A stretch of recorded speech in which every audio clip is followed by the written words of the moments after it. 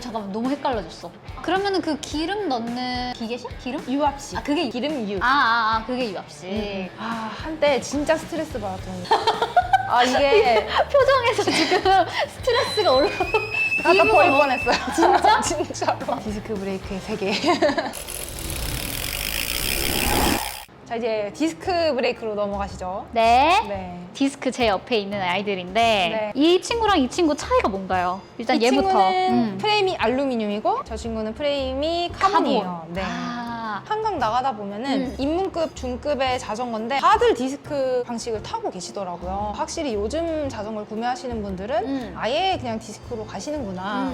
디스크 브레이크의 장점. 디스크 뭐 아까 말씀 주신 대로 제동력 우수하고 저는 그거밖에 생각이 안 나는데요? 또 있어요? 저는 림 브레이크를 꽤나 오래 타온 사람으로서 굳이 디스크 가야 돼? 무거워지는데? 저는 약간 무게에 민감하거든요. 그래서 굳이 기변을 해야 되나? 해가지고 일단은 기변을 했어요. 근데 와, 너무 좋은 거예요. 일단은 마음이 편안해, 내리막에서. 비가 와도 확실히 제동이 되는 것. 그리고 비가 와도 그리고 훨씬 적은 압력으로도 이제 제동이 가능하다는 점. 근데 좀 뭔가 림 브레이크가 안 좋다라는 뉘앙스로 얘기가 흘러갔던 것 같은데 여기는 가격이 좀 저렴하고 여기는 좀 비싸고 그리고 림 브레이크가 훨씬 가벼워요. 아, 그래요? 기변을 했는데 무거워졌어요.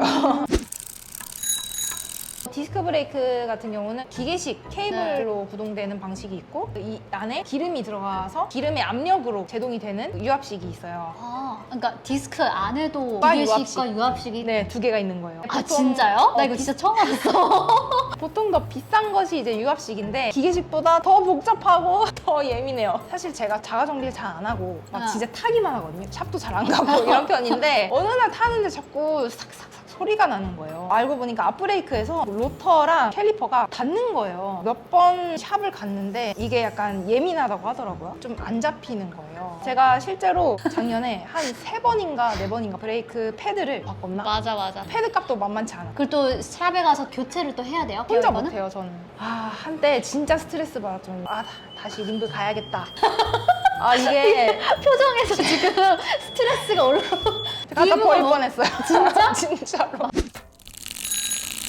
그리고 저 또 하나 단점 발견했어요. 네. 그때 기억나요? 우리 공항 갈 때 미소님 자전거 해체하는 거 되게 애먹었었잖아. 얘는 사실 휠만 똑 빼면은 어디 신경 쓸 부분이 없는데 로터, 저 은색 판에 뭔가 기름이나 이물질이 묻으면 제동이 좀 안 되고 밀릴 수가 있어요. 그런 거를 이제 방지하기 위해서 저 브레이크 캘리퍼와 로터가 항상 안전하게 어디 노출되지 않게 잘 실어야 되는데 그런 부분을 신경 쓰면서 이제 패킹을 하다 보니까 조금 시간이 오래 걸렸던 거다? 지금도 조심조심.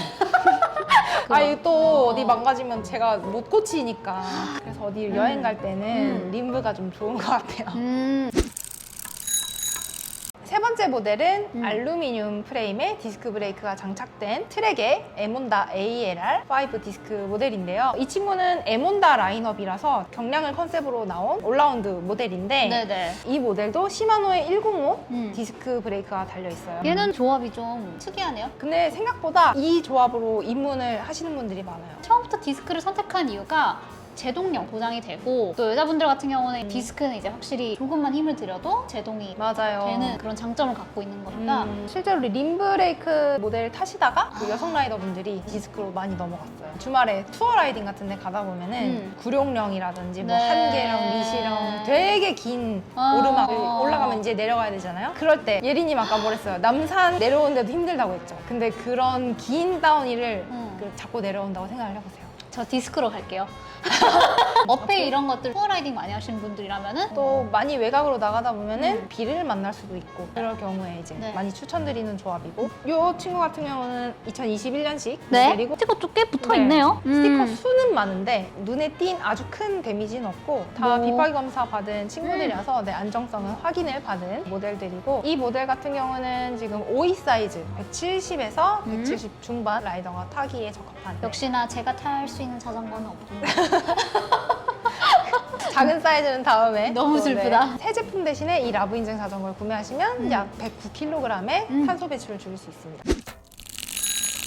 마지막은 역시나 트랙의 에몬다 네. XL5 디스크 모델인데요. 네. 이 친구도 2021년식인데 아. 이 넷 중에서 가장 비싼 조합입니다. 그렇겠죠. 네. 디스크에 카본이니까. 그죠, 그죠. 얼마인데요, 그래서? 이 친구는 300만 원대. 그런데 이 친구는 8.6kg, 이 친구는 7.7kg. 거의 1kg에 가까운 무게 차이를 보이고 있어요. 이 모델은 이제 54 사이즈로 170 중반에서 180 초반의 라이더에게 적합한 자전거고요. 확실한 제동력, 무게, 그리고 네. 최신형의 부품 구성. 나는 한 방에 제대로 자전거를 좀 즐겨보고 싶다 하시는 분에게 추천드리는 네. 그런 조합이고요. 새 제품 대신에 이 라브 인증 자전거를 구매하시면 약 226kg의 탄소 배출을 줄일 수 있습니다. 얘는 상태가 좋은데요? 굉장히 깨끗하네요. 여기 제일 네 대 상태가 중에서. 좋아 보여요. 진짜 이건 별로 안 탄 것 같은데. 네. 최근에 트렌드인 그런 자전거 조합인데 이 모델 같은 경우도 역시나 시마노의 105 오! 네, 기계식 구동계가 지금 장착이 돼 있어요. 일부러 제가 지금 다 이 모델들의 구동계를 네. 다 105급인 아. 친구들 가지고 왔어요. 부품 구성에 차이는 있겠지만 네네. 대략적으로 이런 가격대다라는 걸 알려드리기 위해서 네, 105를 일부러 여기서 이제 상급으로 올라가고 또 그치. 이제 전동 방식으로 또 되면 또 올라가고 카본으로 또 간다. 그러면 또 올라가고 네. 아니, 왜 그렇게 살아야 되죠? 인간의 욕심은 끝이 없고 같은 실수를 반복하기 때문에 내 눈에는 근데 이것도 네. 충분해 보이거든요. 미선님 눈에는 쟤 바꿔야 되고 어디 바꿔야 바꿀 되고 거 보여요. 나에게 300만 원이 있다. 지금 고민 중이야. 이거 지금 진지하게 고민 중인 거예요? 진지한데요? 선택해볼까? 하나, 둘, 셋, 쟤.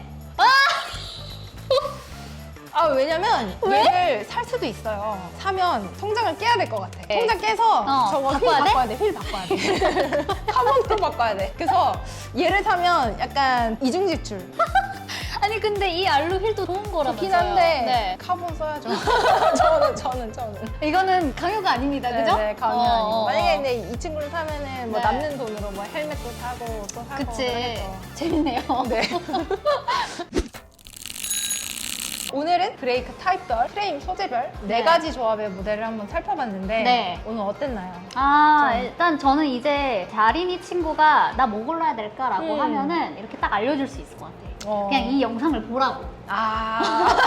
예림님이 알려주는 거 아니고 알려주지 않고 그냥 이 영상 봐. 그냥 머릿속으로만 디스크 브레이크는 맞아. 무겁고 가격이 비싸고 맞아. 약간 이렇게만 생각했다가 진짜 이렇게 비슷한 등급을 놓고 보니까 재밌네요. 근데 사실 아까 전에 제가 디스크 브레이크는 예민하고 정비도 되게 자주 가야 되고 예민하고 까탈하고 돈도 많이 들고 브레이크도 되게 많이 갈아야 되고 막 막 불만을 얘기했는데 이제 라브에 애프터케어가 있기 때문에 걱정 말아라 저거를 현우님이 써주셨거든요. 90일 동안은 무료로 애프터케어를 받으실 수 있으니까 걱정을 안 하셔도 됩니다. 공인비가 따로 안 든다는 거죠? 구매하고 그쵸. 나서. 공인비는 따로 안 든다는 거.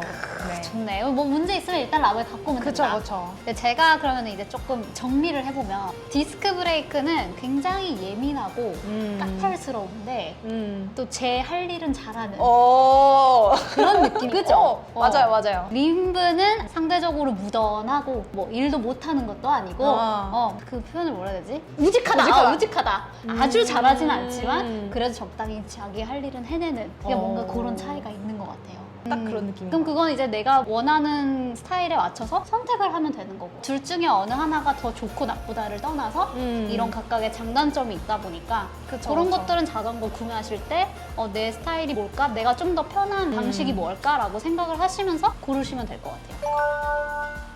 그리고 다음번에 우리 또 이 휠의 세계가 또 어마어마하잖아요. 어마어마하죠. 저 사실 휠을 잘 모르거든요. 그러면 휠의 등급별로 이제 한번 소개해 보도록 할게요. 네. 좋아요. 아이고, 빨리 그만 찍으라고. 네, 오늘도 저의 영상 재밌게 봐주셨다면 구독과 좋아요